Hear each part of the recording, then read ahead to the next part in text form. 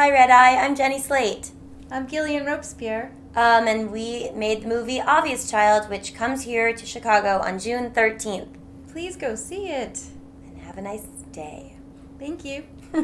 Weirdos. We're weird. Real weird. Really not from Earth. Have you spent much time in Chicago before? Do you have any favorites here? Things you'd like to do if you have more time? I would like to be in the movie The Fugitive. Who wouldn't? Yeah, isn't that in Chicago? It is. Yeah. But other than that, I don't know a lot about it. Who do you want to be in The Fugitive? The Fugitive. One-armed man. Oh. Wow.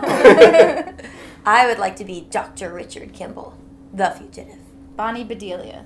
That's who I would be. I'm imagining what your audition would have been like at the time. Yeah. Since you were not really old enough for the part. No. You know, I saw that movie at my first co-ed sleepover, and it was in 6th grade. You had a co-ed sleepover? It was at this girl's house, but all the kids from the class were invited. And, there were, 5 million parents there. It's crazy. Yeah. Now I'm feeling nervous. Is Bonnie Bedelia the woman in The Fugitive? No. Okay. I didn't think so. I don't know who Bonnie Bedelia is. Should I? She's an actress. Yes. And she could have been in The Fugitive. Seal Award. It was is Seal his Award, wife. who's the one who gets, bonked on the head by a bowling ball. Okay, That's how I'm she thinking dies. of a different movie. I'm so excited to talk to you about this movie. I saw it at Sundance. It was my favorite of the 17 that I saw Wow. during the festival. Saw it again recently and loved it just as much. Jenny, I think you might be the first actor in movie history to impersonate her character's brain and butthole in the same film. How special is that to have that honor? Wow, that's such a good way to put it. Yeah, and that's a task perfectly suited to me. But Gillian did write this movie for me, so yeah. She asked me to bring it, and I brought it. Donna's butthole. Yeah. Well, I think there's so many things that you do in such a better way than a lot of other people do them. One thing is that you found a way to make fart humor funny again, in the sense that it's universal. I think I read that someone was trying to call it guy humor, which it's sort of appalling to me that something that everyone does, admittedly, would be seen as specific to one gender. And if you don't do it, you'll die. If you don't Is fart, that you'll true? die. If you don't fart, sometimes it feels like that to me. I think you'll die if you don't fart. I don't know that that's medically a fact, but It is. I like that. I want that to be on, on Dr. Oz. A whole episode where he's like, today on Dr. Oz, if you don't fart, you're going to die. And then it's just a whole thing on how to fart. And it's you can squeak them out. The perfect fart. You can let it rip, and it's just all ladies farting. What was the question? I wonder What how would many Oprah's people are fart watching that show and saying, okay, now that I know I have to do it in order to stay alive, but first, how do I do it? Yeah, no, farting is for anybody who has a body, and it's, there's always something that you can do with any subject that makes it, overdone, mainstream, in a way that, you're I've just seen that too much. You can take the curiosity out of something, but for me, I think the reason why the body is a constant source for humor is that it is constantly surprising, and that's really funny. It's a little interesting. Do you guys think there's any humor that is more gender specific, that for some reason could be categorized as more of a joke for men or a joke for women? I don't know. I guess there are subjects that people would relate to more. If I got up there and started talking about my penis, people would be like, "You don't have one. That's not your subject to talk about." But I could go up there and talk about penises in general. Penis. Yeah, I know a bunch of stuff about A them. few penis. Yeah, but I don't know. Certainly there's always different audiences for things, but anybody can talk about anything and make it funny as long as they're funny. Yeah. And original. Which is a worse term that you feel is more overused or has more of a negative implication to it? Chick flick or girl power? Ugh, I don't like girl power. Oh, I was going to go chick flick. Girl power reminds me of Spice Girls. Sort of. But it reminds me of something packaged, and I feel it's condescending. I don't know. Or like Kmart would sell the socks that say "Girl Power." Yeah. It's just Really? like- I don't know. and also, I like, should. I'm a You should give me woman. money. You know? I'm not a girl. I mean, I am a girl. But But if it was woman power, would you like that better? no, I just think it's unnecessary. I don't know. I mean, I'm... Anything with powers is weird. Yeah. I think white power. Yeah, bad stuff like that. It's not great. Um, It's sort of you pair it together, and it seems like the thing that's paired with the power didn't have the power before. Why can't you say powerful women? That is much better. I like that. Put that on a sock. Yeah. Yeah, I guess if you like scream like powerful women, like people. I mean, why not? Who knows? Jenny, you've talked about learning on the job, and you said you didn't feel like you had the skill set for this movie a few years ago. Tell me something you really learned while making this movie, doing this role, and also a moment that you shot a scene and you felt like either I totally nailed this, or something where in advance you were like, I'm 2% worried that I can't do this. I think I learned on the job to be more trusting of quiet and stillness and silence, because I did start as a stand-up comedian, and in general I'm a person that is looking kind of for an immediate reaction and connection to people in my nature, my personality type. And I haven't done work before where the scenes are more still or quiet, and I had to learn to get used to that. And I guess the scene that I learned the most in was, there's a scene where Donna's in the Planned Parenthood and she's talking about like what the abortion will be, like how much it will cost and when she can do it and all of that. And we tried it a few times, and one time, the first time I did it, I cried the whole time, and I really learned, and that wasn't right for that scene. Like, Donna shouldn't be crying at the beginning. She should be trying to, she's like, if you've ever been to the dentist or something and you like brush your teeth before you go because you don't want them to think that you're like gross and stuff. Of course. She's like, she's on her best behavior. She finds the glasses and she's kind of doesn't want to have to correct the doctor on how her name is said wrong or whatever.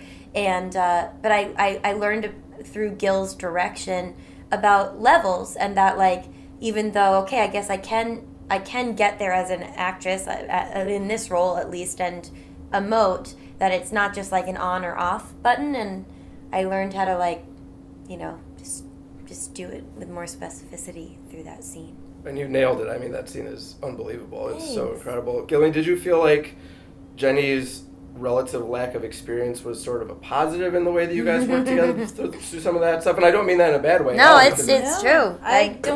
I didn't see her as a person or an actor who had lack of experience. She's been on many TV shows and had a range of beautiful characters that she's created, through SNL and Parks and Rec and all those shows. I think we worked really hard to find Donna's voice with the short, and then taking a really careful time to create the feature. And I wasn't nervous, not one day. I was excited and surprised by many moments while we were filming. One moment that I love is when Donna's doing the abortion stand-up.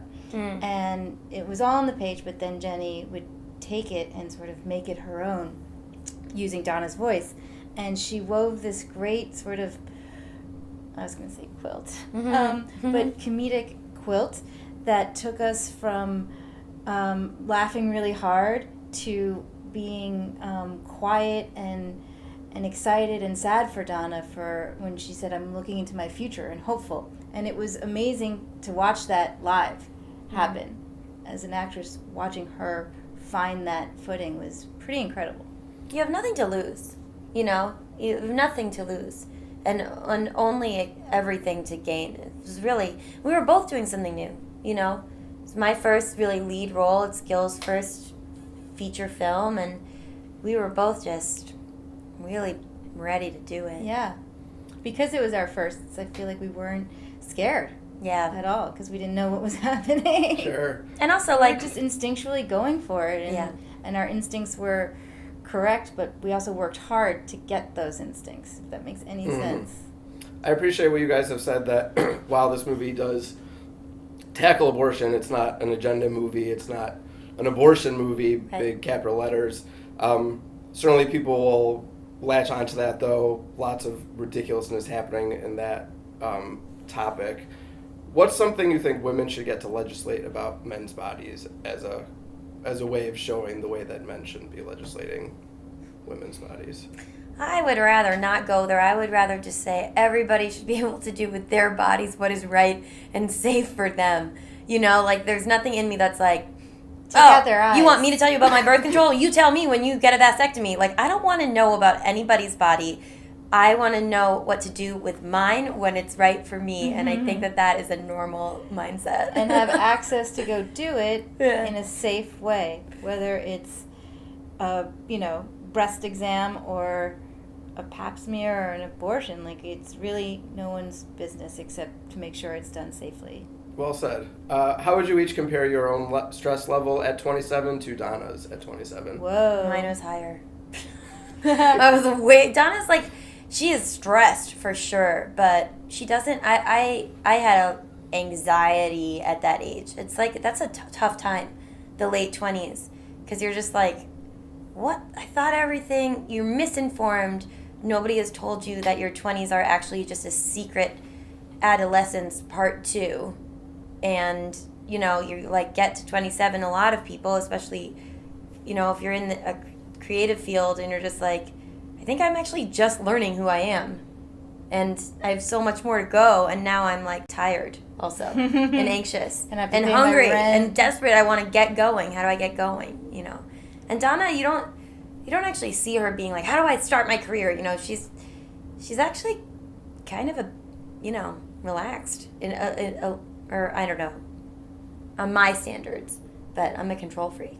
I'm a control Yeah, I'm glad freak. to not be in my 20s anymore, and I think Donna's going to be a wonderful talent when she's in her 30s. That's when she's going to hit her stride. Why do you think people aren't aware of that, like what you say, the 20s being maybe not as stable as people expect them to be? You have to go through it.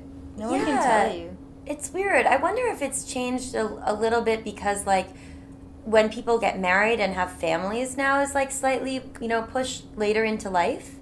But I don't know. I mean, I can tell you, my late 20s hit me like a ton of bricks. I did not get it. I did not see it coming at all. I did not know I would feel the way that I felt.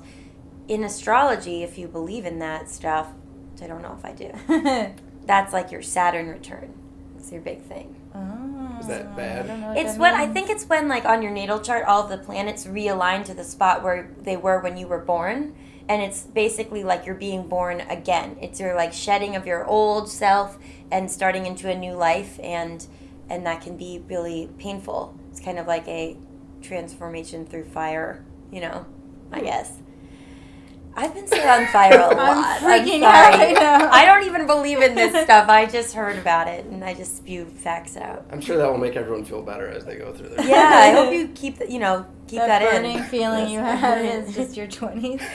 When you're like 27 and your butthole like is on fire, in astrology, that means that you're ill. It's just Saturn. It means It's a that you're Saturn thing. sick. It's that Uranus is circling your butthole. Which is a better idea, drunken voicemails or drunken stand-up?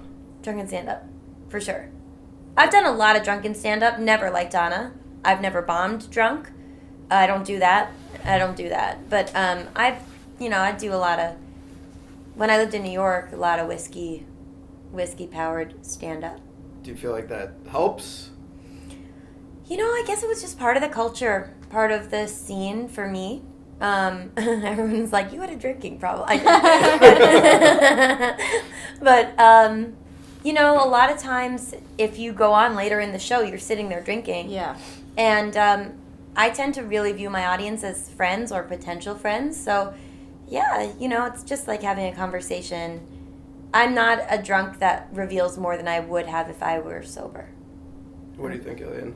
I'm not a stand-up, but I know the repercussions of leaving drunk voicemails, so I'm going to go with going on stage drunk. Yeah. Would be better than what I've done. Yeah, drunk voicemails are, they're so hard. That's there forever. That's true. People just post that stuff on the internet these days. Oh my God. What a bummer. They do? Kids post voicemails? Every bad They thing that do can happen is everything. happening. Oh my God. Yeah. Thank God. Jenny, I'm not going to ask you about SNL because I feel like you've gotten more than enough of that. Well, you can find any answer you want already. Exactly, I've literally and been that's asked why. everything. There's nothing new. But I will say that I think it would be kind of awesome if in future stories about you, people let off with like, Jenny Slate, best known for her kick-ass performance in Obvious Child, as opposed to that girl, blah, blah, blah, about Yeah. SNL. Like, what would you think about? I feel like that's a transition that needs to happen. I would love that, and I welcome it, and I mean, yeah, that would be really nice. But, you know, now when there are pieces in the press or interests about my career, it is because of our movie. So that's enough for me anyway.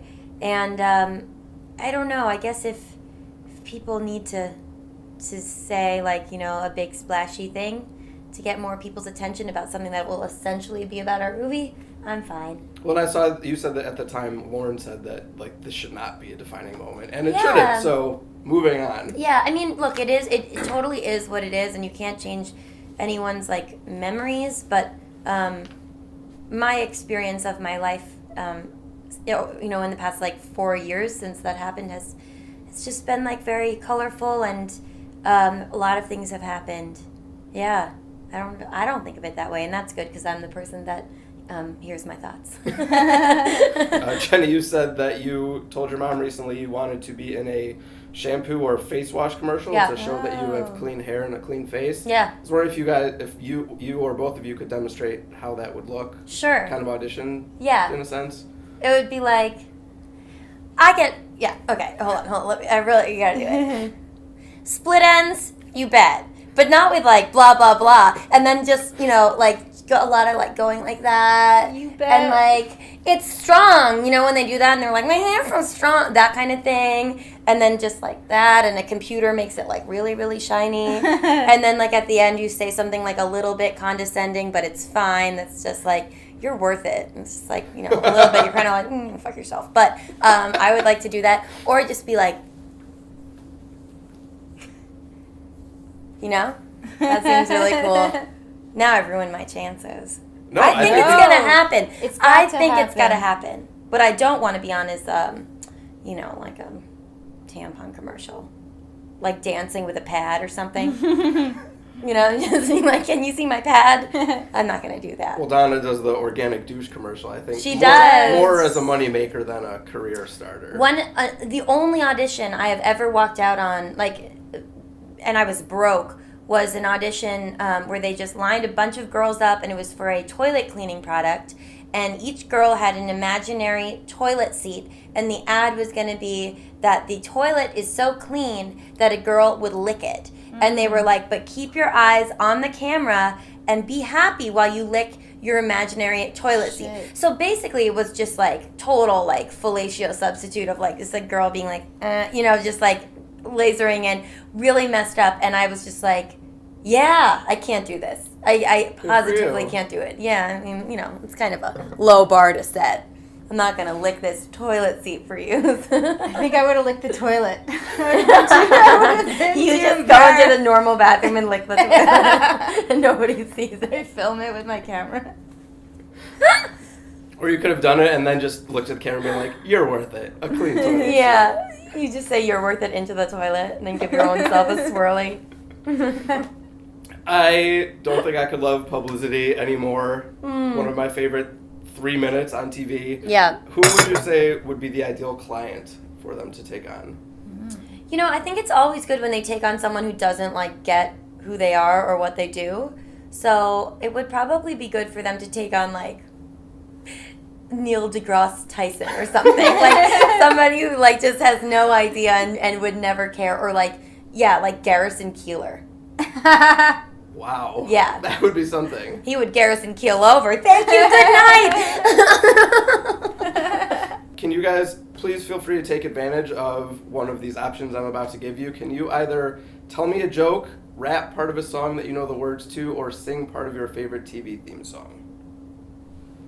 Thank you for being a friend. It's the Golden Girls song. Nice. And if you threw a party. We I'm did gonna it. go lick a toilet.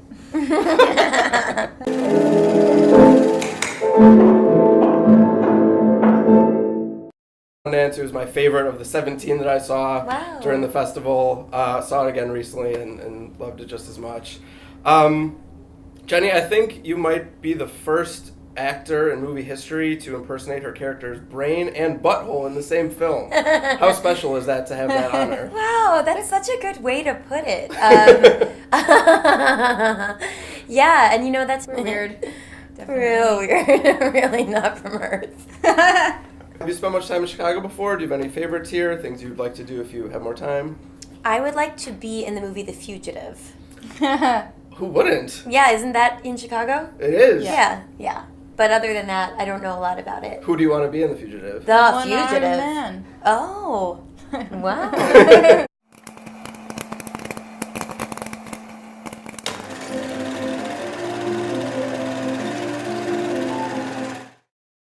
Hi, Red Eye. I'm Jenny Slate. I'm Gillian Robespierre. And we made the movie Obvious Child, which comes here to Chicago on June 13th. Please go see it. And have a nice day. Thank you. Weirdos. Million parents there. It's crazy. Yeah. Now I'm feeling nervous. Is Bonnie Bedelia the woman in The Fugitive? No, Okay. I didn't think so. I don't know who Bonnie Bedelia is. Should I? She's a actress, Yes. and she could have been in The Seal Award. It was is Seal his Award, wife. who's the one who gets, bonked on the head by a bowling ball. Okay, That's how I'm she thinking dies. of a different movie. I'm so excited to talk to you about this movie. I saw it at Sundance. I would like to be Dr. Richard Kimball, the fugitive. Bonnie Bedelia. That's who I would be. I'm imagining what your audition would have been like at the time. Yeah. Since you were not really old enough for the part. No. I saw that movie at my first co-ed sleepover, and it was in 6th grade. You had a co-ed sleepover? It was at this girl's house, but all the kids from the class were invited. And, there were, 5